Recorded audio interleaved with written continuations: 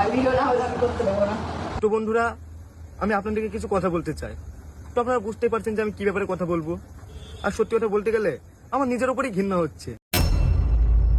তো বন্ধুরা, আমি আমার একটা বাজে ভিডিও কিছু 13 তারিখ থেকে সোশ্যাল মিডিয়ায় খুবই পরিমাণে ভাইরাল হচ্ছে।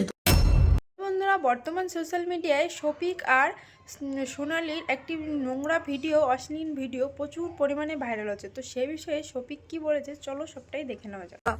আমি আপনাদেরকে কিছু কথা বলতে চাই। তো আপনারা বুঝতেই পারছেন যে আমি কি ব্যাপারে কথা বলবো। আর সত্যি কথা বলতে গেলে আমার নিজের উপরই ঘৃণা হচ্ছে। কিন্তু কি করব, যেহেতু ভুল করেছি তো আপনাদের কাছে ক্ষমা চাইতেই হবে। আর কিছুদিন ধরে আমার একটা ভিডিও খুব ভাইরাল হচ্ছে। আর সেই ভিডিও দেখার পর আপনারা অনেক গালাগালি করছেন, আমার ভিডিওতে এসে অনেক খারাপ খারাপ কমেন্ট করছেন, যা নাই তাই বলছেন।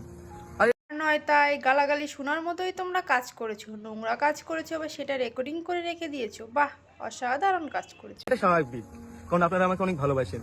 আর এত খারাপ ভিডিও দেখে আপনারা এটা বলবেনই। তো বলতে গেলে এই ভিডিওটা 1-1.5 বছর আগেকার ভিডিও। তো আমি আগের থেকে অনেক পরিবর্তন হয়েছি। আর আমি এখন সবসময় কাজ নিয়ে ব্যস্ত থাকি আর কাজের প্রতি অনেক ফোকাস দিচ্ছি।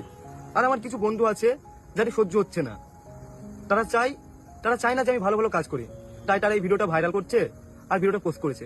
তো আপনারা এবার বলবেন কমেন্টে যে ভিডিওটা তোর এত পার্সোনাল ভিডিও, এত খারাপ ভিডিও তারা কি করে পেলো। তো বলতে গেলে আমার একটা বন্ধু আছে, রুবেল বলে নাম। তো এই ভিডিওটা দেখবেন যে আমার ফোনেও ছিল না, খুব ভিডিওর মধ্যে অনেক কথা আছে, হয়তো আপনারা দেখেছেন।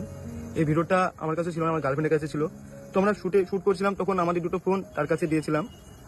তো আমাদের ফোনের সে পাথর জানতো, আর তাকে আমরা অনেক বিশ্বাস করতাম, তাই তাকে সবকিছু বলতাম। তো সে আমাদের ফোন থেকে ভিডিওটা নেওয়ার পরে আমাকে কন্টিনিউ ব্ল্যাকমেল করে। তো সত্যি বলতে গেলে আমি ওর কাছে ছিলাম অনেকদিন ধরে, তোমাকে অনেকদিন ধরে ব্ল্যাকমেল করেছে, তো তখন তুমি আইনি স্টেপ কেন নাওনি? কাজ করে আমাকে যা বলতো তাই শুনতে হতো। তো কি মনে হলো যে ও আমাকে ব্ল্যাকমেল করতে করতে আমার এত পরিমাণে রাগ হয়ে গেছিল, সেই জন্য আমি ওর সাথে কন্ট্যাক্ট করে বন্ধ করে দিই। তো সে রাগের মাথায় এই ভিডিওটা পোস্ট করে দেয়। কিন্তু আমি ভাবতে পারিনি যে সে ভিডিওটা পোস্ট করবে, কারণ তাকে ভাই মনে করতাম, তার সাথে অনেকদিন ছিলাম। সে একবারও ভাবতে পারতো যে সে আমার যত শত্রু হোক, তাকে সে যেটা আমাকে মারতো তা আমি নিতাম, কিন্তু ভাবিনি যে সেই ভিডিওটা পোস্ট করবে।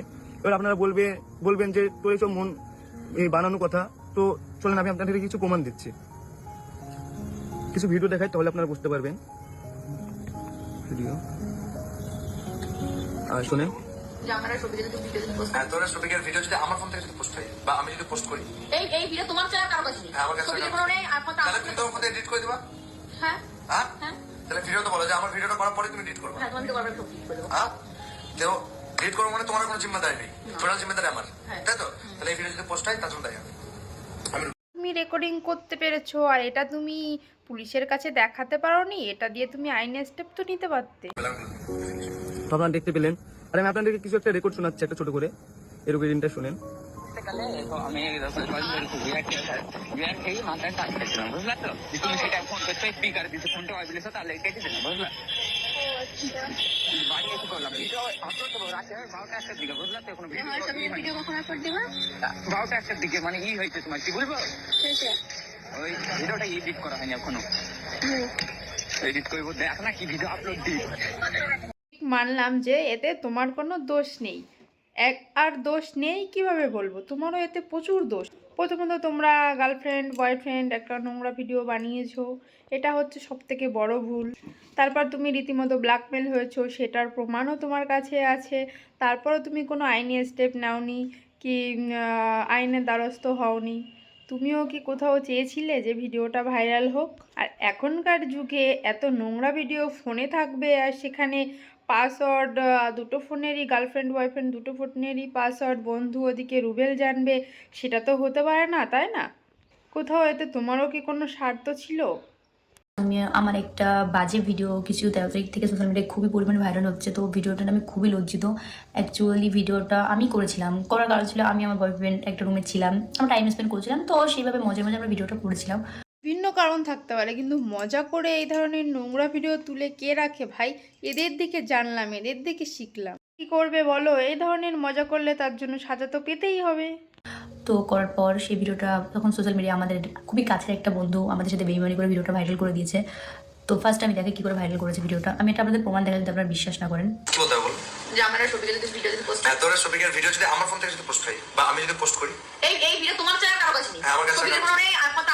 বন্ধুরা, এখানে আমি বলবো যে এখানে শফিক আর সোনালি দুজনেরই রীতিমতো দোষ আছে। তারা দুজনই মিলে ভিডিওটা বানিয়েছিল, যেহেতু সোনালির ফোনে হয়তো ভিডিওটা ছিল, আমরা শুনেছি, ভিডিওতে দেখেছি। আর শফিক রাজি না থাকা সত্ত্বেও কিন্তু ভিডিওটা হয়েছিল বা করেছিল, পরেক্ষণে রাজি এরপর যখন ভিডিওটা রুবেল নিয়েছে বা ব্ল্যাকমেল করেছে, তখন কিন্তু তারা দুজনই আইনি স্টেপ নিতে পারত, কিন্তু তারা সেই কাজ করেনি। এখন এখানে এসে ন্যাকান্না কেঁদে তো কোনো লাভ নেই। তো ভিডিওটা কেমন লাগলো বন্ধুরা? আমার ভিডিও যদি ভালো লেগে থাকে তাহলে অবশ্যই লাইক কমেন্ট শেয়ার করে রাখো, আর চ্যানেলে নতুন হয়ে থাকলে সাবস্ক্রাইব করে রাখো এরকম ইন্টারেস্টিং ভিডিও দেখার জন্য। ধন্যবাদ।